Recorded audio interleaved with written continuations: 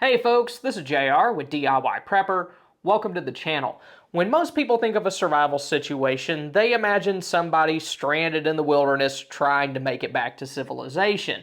But the reality for a lot of people in different survival situations is probably going to be very different than that. Most people nowadays live in cities or towns and rarely venture more than a few miles away from a highway or county road. But in many ways, urban survival situations can be even more dangerous. Events like natural disasters and man-made emergencies many times are made worse by people panicking because they've never thought about what to do in those kinds of situations. Even the environment itself can be more dangerous, and the tools and gear that you're going to need to survive in urban areas is going to be very different than what you would need in more remote settings. The first kind of gear that you'll need for urban survival is personal protective gear. Solid work gloves are essential if you need to navigate around things like broken glass or maybe sharp, jagged metal, although preferably you'd have something with better dexterity than these. Then you also want to have eye protection in case there's airborne debris. You should also have some sort of breathing protection. Building collapses and fires can release all sorts of harmful substances into the air, which could cause immediate and long-term health problems. N95 masks are the most basic kind of protection that I would recommend. They're pretty good at blocking things like particulates, but they don't really do all that much against things like chemical vapors.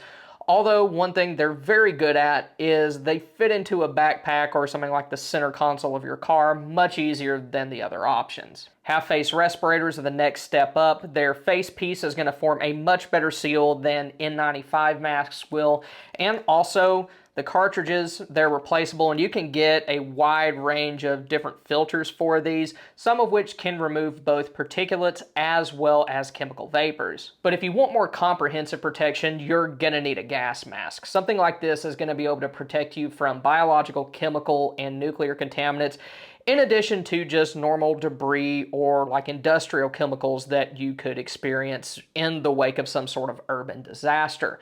But if you're going to use one of these, be sure that you get plenty of filters because they will need to be changed out regularly in order to be effective, especially if you're in an area that's highly contaminated. A change of clothes is also good to have, and that's true no matter where you live. Be sure to have a good, sturdy pair of shoes that you would feel comfortable walking long distances in, and it's also a good idea to wear like long pants and long sleeve shirts. While these aren't going to protect you from major injuries, they should do at least something to protect you from things like small cuts and scrapes, which could become infected later on.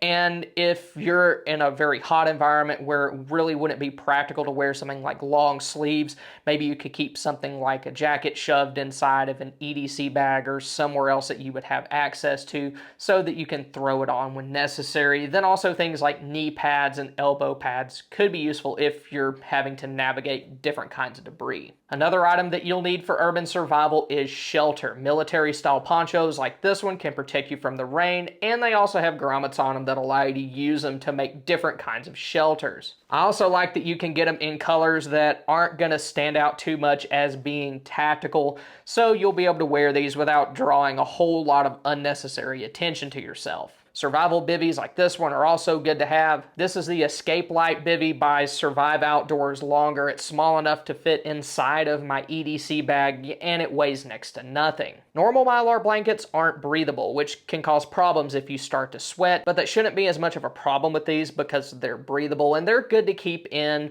like your car or other kits, especially during winter months. The next group of urban survival items is tools, the first of which being a multi-tool. This is the Victorinox Swiss Tool X, and it's just a good example of a nice, solid, well-built, full-size multi-tool. And having something with a good collection of screwdrivers, pliers, and a wire cutter could be very helpful in an urban environment. The only thing that I don't like about this one is that it doesn't have a one-hand opening blade, but my EDC does, so it's not really a problem. Linesman pliers are another good tool to have since they allow you to cut through thicker wires than what you could with a multi-tool. And I actually do keep this in my EDC bag, and I have it wrapped up in tape so it won't tear up the inside of it. But while some multi-tools, or most multi-tools, probably can cut through thicker wire like barbed wire and chain link fencing, it's really not the best tool for the job. It can be hard on the tool, and also if you're having to make a lot of cuts in that kind of material, it can kind of wear you out quickly, especially if you're somebody older who has arthritis. This is just going to be a little bit easier. Fencing pliers can perform a similar function, and they also have the added benefit of having a striking surface as well. Now, if you want something even more heavy duty, then a pair of mini bolt cutters may be the way to go. They're going to be even bulkier than probably what these are, but because of their design, they're going to give you a lot more mechanical advantage over whatever you're cutting, making the job a whole lot easier. Then a pry bar could also be good to have. Now, I know when people think of pry bars, they probably think of them being used for more nefarious purposes, but they do have other uses. Say somebody's trapped underneath something, having a tool that can give you some extra leverage to move stuff out of the way could be helpful. Then you can also use it to smash through maybe concrete debris. You could use it for digging. And then also you could even use it to prop stuff open if you need to. Then as far as knives go, something like a Becker BK2 would be a good option. And the reason why I like it for urban survival is that it's practically indestructible. And I know that this is a little bit large, so it's going to stay in my pack until I need it. I'm not just going to be running around with this dangling from my hip. But in an urban environment, you might have to do things with your knife that would normally make you cringe, and something with a 1/4-inch spine is going to hold up to more abuse than pretty much anything else with an edge. I also know that this might not be an option for everybody just depending on the laws where you live, but I live in Texas, it's not illegal, so rock on. Then another tool that you'll want to have for urban survival is something for defense. And once again, what you can have is going to depend largely on where you live. Since I live in Texas, I can have pretty much whatever I want, but that being said, I still prefer something concealable that nobody else knows that I have unless I want them to. Then of course I have some larger options at home that I can get to pretty easily. But for those of you who live in more restrictive areas, you may need to rely on something like pepper spray, which of course isn't ideal. And if you live somewhere very restrictive, you might have to rely on your hands and feet, and you'll need training for that. And really, that's a good thing for anybody to learn, regardless of the other options that they may have. Another thing that you'll need to have covered for urban survival is water needs, and this should include ways to collect water as well as purify it. Grail purifier bottles are good options for urban environments since they can perform both of those tasks. Another thing that makes grails particularly well suited for an urban environment is that they can remove both biological and chemical contaminants, and water in urban areas is probably going to be more contaminated than something in the backcountry or even rural areas. And if I was trying to scavenge water from something like a fountain or pond, I would much rather use one of those than something like a Sawyer that can only remove bacteria, protozoa, and microplastics. Another good thing about them is that they look a whole lot like other sport style water bottles that pretty much everybody has, so they shouldn't stick out all that much if you have them like on the pocket on the side of your backpack. And I know I talk about those a lot, but I really do think they're probably one of the best options on the market right now. Water purification tablets are good to have on hand if you carry something like a Nalgene on a regular basis. These will do a good job removing biological contaminants, but they aren't going to do jack against chemical contaminants, so that's something to keep in mind. Silcock keys are another item that you want to have. These are used to access spigots on the outside of commercial buildings, so if you have things like high-rises, apartments, restaurants, or like shopping centers, this is going to open up a whole lot of water scavenging opportunities for you. But you might want to get more than one because there are some oddball sizes out there, and having all of them will give you the best chance of being able to get some water. But when you do come across water, you're going to want to take advantage of that as much as possible. And having a collapsible water bag like this one's going to allow you to increase the amount of water that you can carry with you without taking up a whole lot of extra room in your pack. Kind of a real world example of how you could use this would be you come across water, you purify it using the Grail, pour it into here, then put some more water in the Grail, purify it, and you've basically doubled the amount of water that you can carry with you. Food is another thing that you'll need for urban survival, and it's best to pick foods that don't require any preparation. For urban survival, your goal should be to get out of there as quickly as possible, so you're not going to really want to stop and take a whole lot of time to cook. So things like protein or energy bars are a good choice, along with other things like trail mix, nuts, and jerky. But if you still want the ability to cook and need something that doesn't take up a lot of space, I would recommend an ultralight folding stove with fuel tablets. While this isn't my favorite off-grid cooking method, solid fuel tablets are actually very stable, so they're easy to carry, they're easy to store, and the fuel tablets themselves can also be used to help you start a fire in less than ideal circumstances. But also be sure to have a metal container with you and carry more fuel tablets than what you think you may need, because sometimes they're not as efficient as what you would like them to be. Having a combination of a Bic lighter, ferro rod, and stormproof matches will give you the best chance of being able to start a fire. And while fire starting probably isn't going to be an immediate need in most urban survival situations, these things, they're light enough and they're small enough that really there isn't much of a reason to not keep them in pretty much every kit that you have. The next group of items you should have for urban survival are tech items. Having a USB battery bank will allow you to charge your cell phone, rechargeable flashlights, and any other small electronics you may have. Just be sure that you have any cables that you may need for them. Then as far as flashlights go, having something that can be used as both a headlamp and a standalone flashlight can be very helpful. This light can be used hands-free, whether it's strapped to your head or clipped onto a backpack. It can also be mounted to magnetic surfaces, which is helpful if you're trying to do something like work under the hood of your car.